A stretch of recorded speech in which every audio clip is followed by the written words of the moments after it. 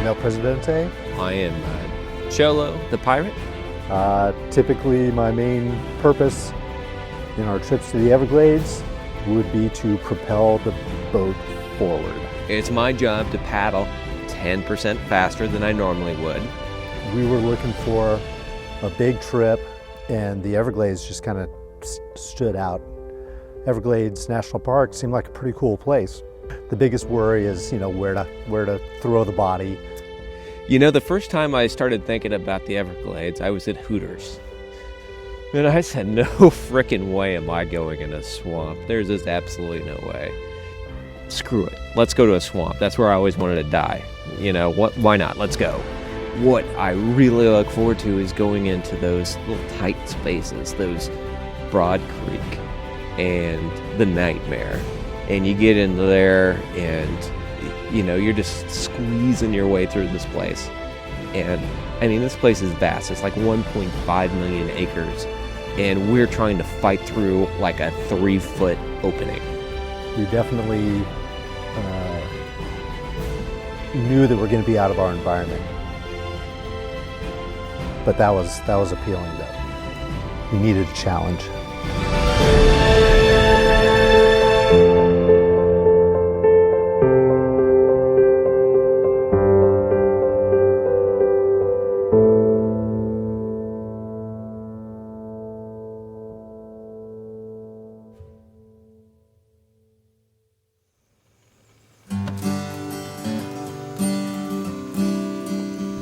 We spend the first night in Flamingo Campground. The next morning, we load up the canoe and head down Buttonwood Canal.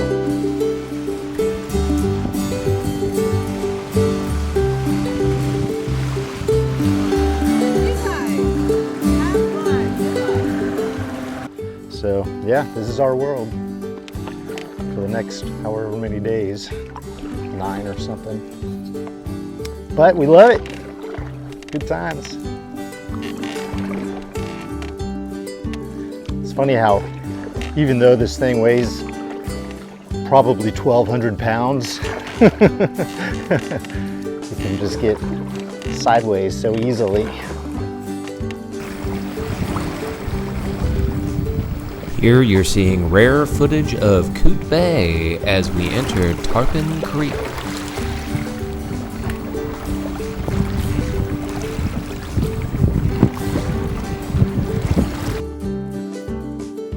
The winds across Coot Bay are normally a challenge for us, but thank God, Colonel Sanders is on patrol.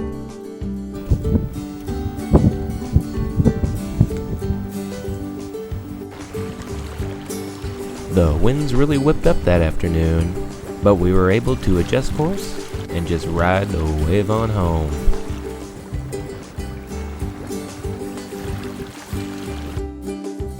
In mid-afternoon, we arrive at Roberts River Chickie.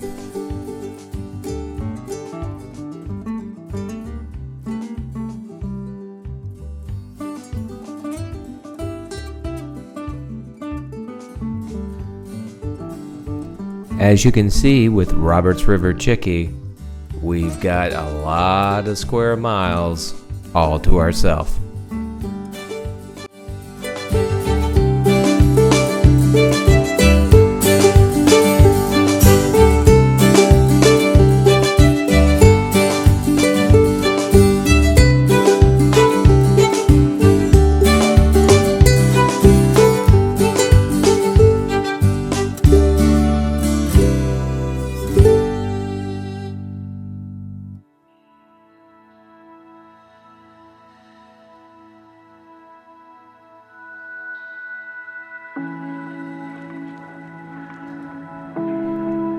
Roberts River used to be a ground site.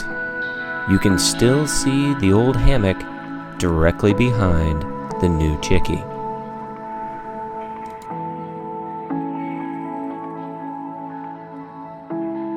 This is actually the cutoff section of Roberts River. Greg and I spent the evening on Roberts River Chickie, 448 Roberts Avenue. If you want to send mail, that's where you send it to. And now we're on our way over past North Chickee down to Watson, our shortest day. Oh, look at that. Cormorant? Or a crow? Crow. Is that woodpecker? That's ubu. Brad, we saw ubu from somewhere in the Everglades. Cholo the pirate. See ya.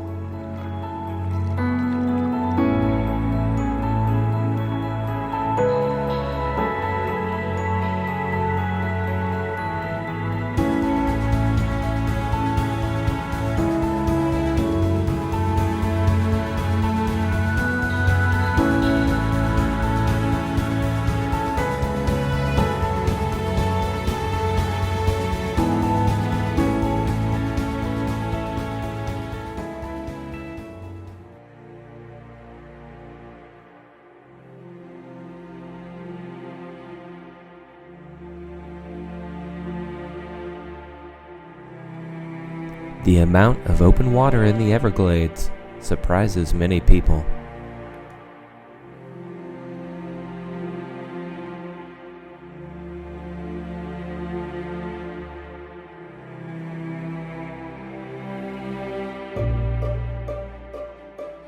With nobody within miles, you can enjoy a sunset in solitude.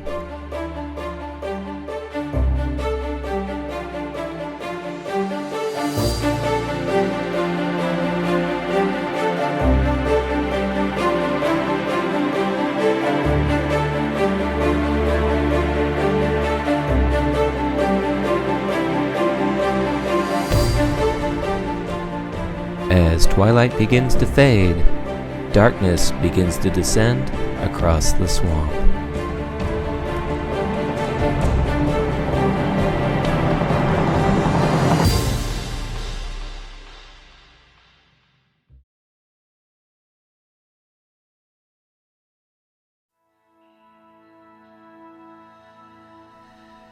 We set off the next morning across Whitewater Bay at sunrise.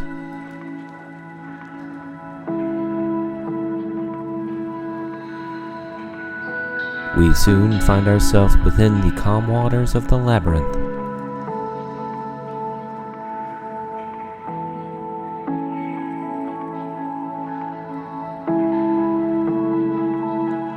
Once out of the labyrinth, we head up the Shark River and then down the Harney River at Tarpon Bay.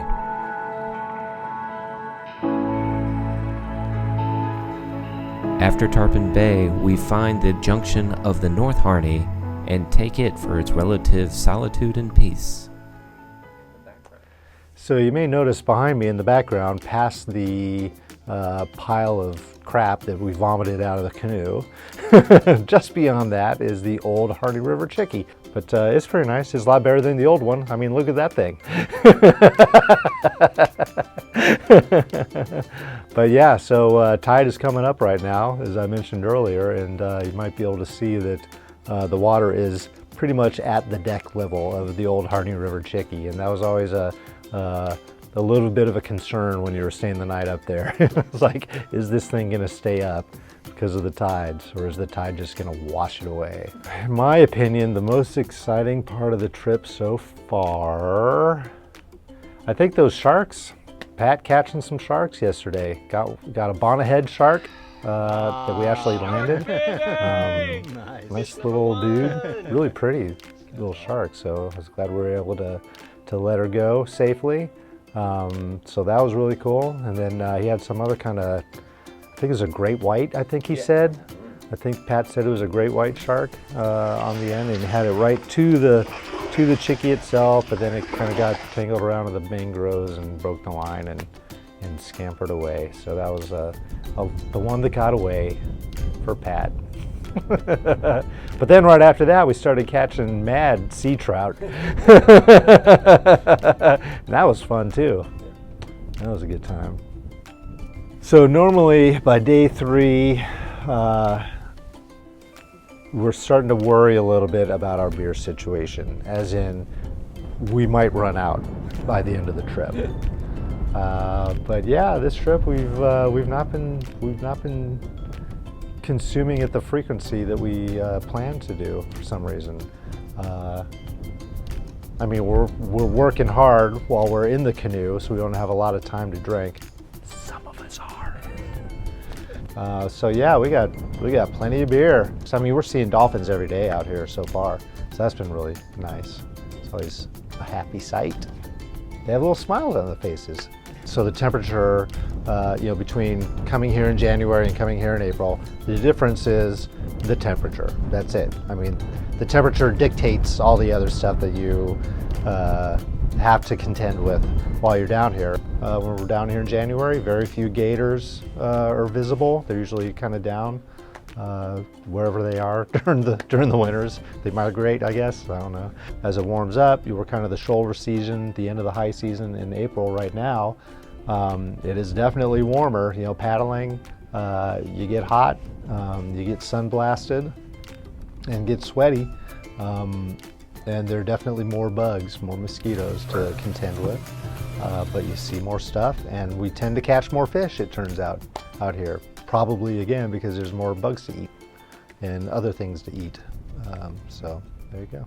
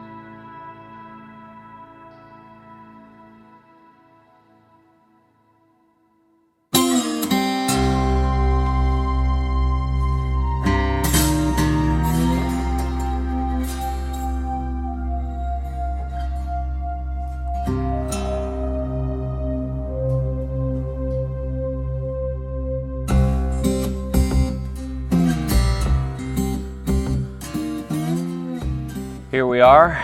We've entered about a half a mile into Broad Creek. We've taken care to secure everything. All ahead caution here. As you can see, there's a lot of things to snag up on. So my job is to watch for objects and give us a little bit of guidance, probably the most important job. And if you put me in that branch, because I said that, that makes you a bad person. So we're pretty much at the lowest point as we're entering, which is what we wanted to do because we are awesome. I take that back if something's gonna happen to us in front of us. But yeah, that way the river's always rising and we know what's the worst thing we're gonna get to. So as things rise, if we have to boot out, we know that we can get out the way that we came. Sometimes have to do a little monkey business to get around where we're going. Greg always makes it look like he's so in control, just a ballerina, being a surgeon, I think is what he called himself earlier. He never misses a step. That's what he always says. We haven't even got to the Nightmare, but that's probably good at this tide. So here we go. We continue along Broad Creek, bringing you non-stop live footage of the slowest OJ chase ever.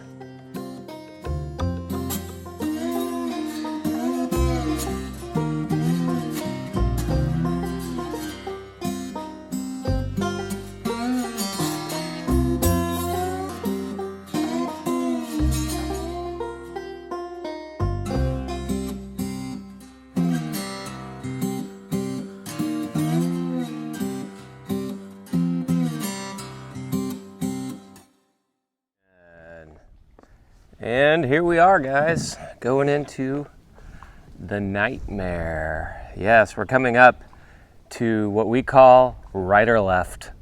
Who the heck knows? It's been an ongoing debate since the first time we showed up at the Nightmare, 5 years ago or whenever that was. So yeah, we're hitting a good tide. It's high tide, but high tide also gives you some challenges because you're higher to the branches up top. So it is definitely a three-dimensional playing field as you do swamp travel. So viewers, you choose. Hit the rewind button on your remote control if you want to see us die. Hit the fast forward if you want to see us party on a beach. So here we are, right or left.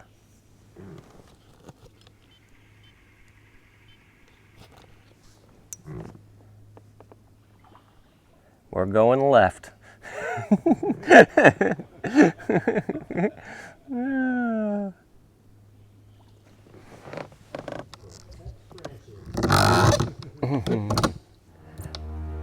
So anyway, I guess since this might be the last time anybody sees us, so when you find this, we should have gone right. If you see video after this, Craig made a good choice. I stayed out of it, I abstained. I knew the way, so I wanted to make sure. I wanted to make sure that the surgeon got to feel like he was doing something. So, anyway, guys, Nightmare.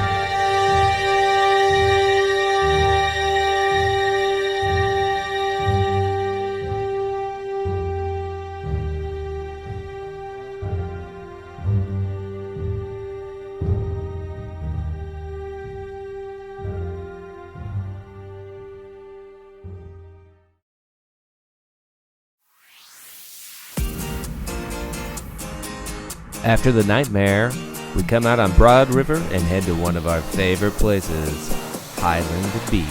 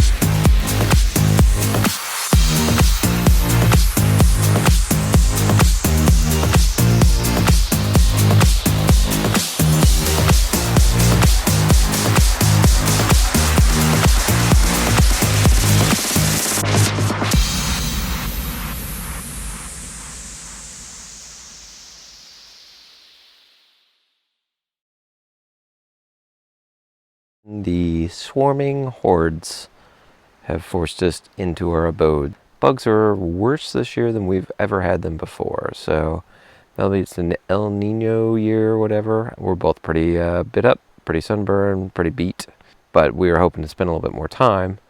It's probably 10:30. I can't remember what time it was, but we had to be off this beach about 3 a.m. to make it across the bay. Caught a weather report, not so encouraging. We'll see how it goes. 3 a.m. Gotta set an alarm. Oop, glad I remembered that. All right, see you guys. Bye. Action.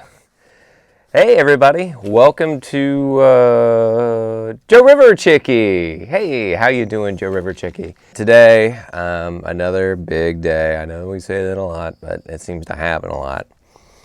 We left Highland Beach at, we got up at 2, left about 2:30 a.m. this morning. Had an 88, I think, percent moon, so that illuminated the ocean for us, and everything was going okay until we hit Ponce de Leon Bay, of course, again.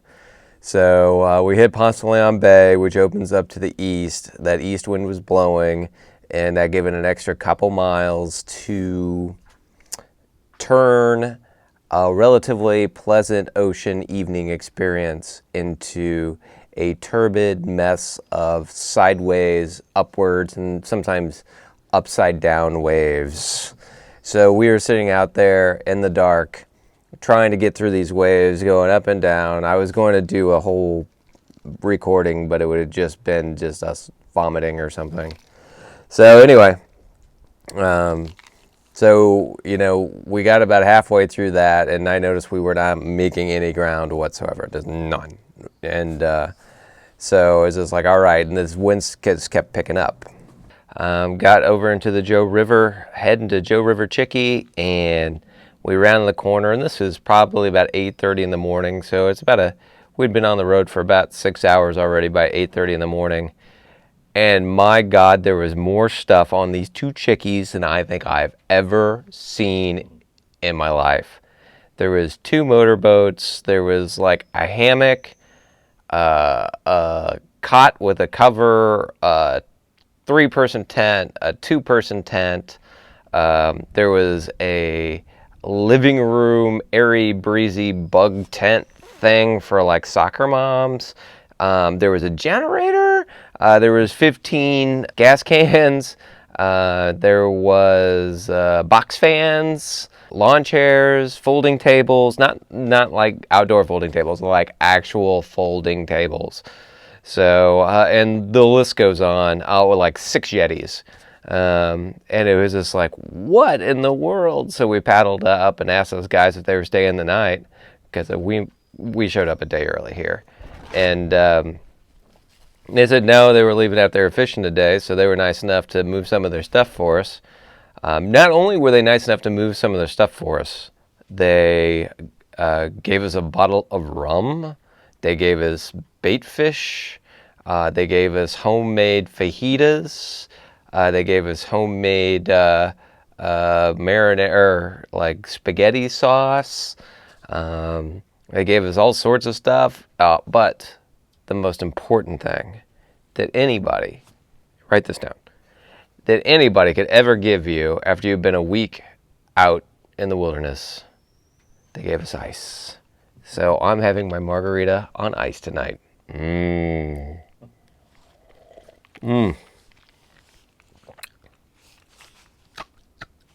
that's good. That's a good sound. We're here for tonight. We are going to have their spaghetti. So we're going to get cooking that right now before the no-see-ums and the mosquitoes start up on us. So that's our plan for tonight. And then tomorrow, we're off to South Joe Chickie, one of our favorite chickies, and we haven't seen it in a while. So we're excited to get there. From Chickie Cholo. Cheers.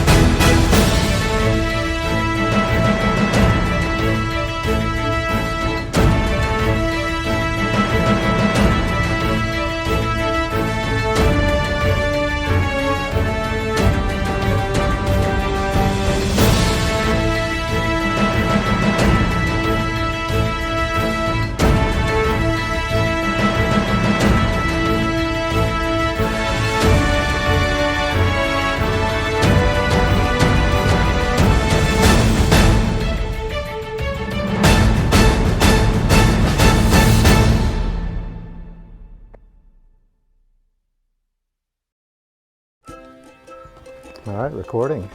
Good. Got the cord. Paddle caught in the cord. Yet one more complication in Broad Creek. So, I tell you what, he's like butter. So, Captain Butter. Chickie. So right now we're sitting on the new Harney River Chickie, which is a nicely constructed, Pat's shaking his head. And I was just holding him like an oak tree, strong. Were you looking in your pocket for your beer? I mean, we're seeing dolphins every day out here so far, so that's been really nice. It's always a happy sight. They have little smiles on their faces. Dolphins over there right now. Baby. Plenty of dolphins over there. There's another one. They're coming this way. It just gets windy and mean. Not a dolphin. Dang. He sounded like he was close. He was. Am I distracting you? No, not at all. Okay. The dolphins are. If I actually have enough self-respect, I won't show you the actual route that we took. Handy little meter here in the ranger station that you can use to determine the level of activity of the insects out there. And it's the mosquito meter. Happens to be, you know, a little bit elevated. It's horrible, but not hysterical yet. Thank God. That's what hysterical looks like and sounds like.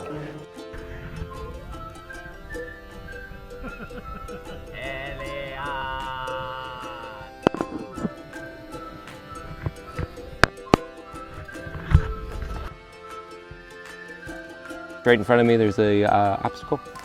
Yeah, I don't even know what to call them anymore. There's so many things, I just don't know. I do call them a lot of things, but not because Mom's gonna watch this. Don't call that.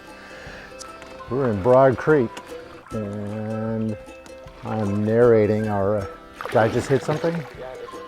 And then tomorrow, we're off to South Joe Chickie, one of our favorite chickies, and we haven't seen it in a while, so we're excited to get there. It was our first chickie, Greg says. Aww. Get up early, you two, and get moving, as long as tides permit.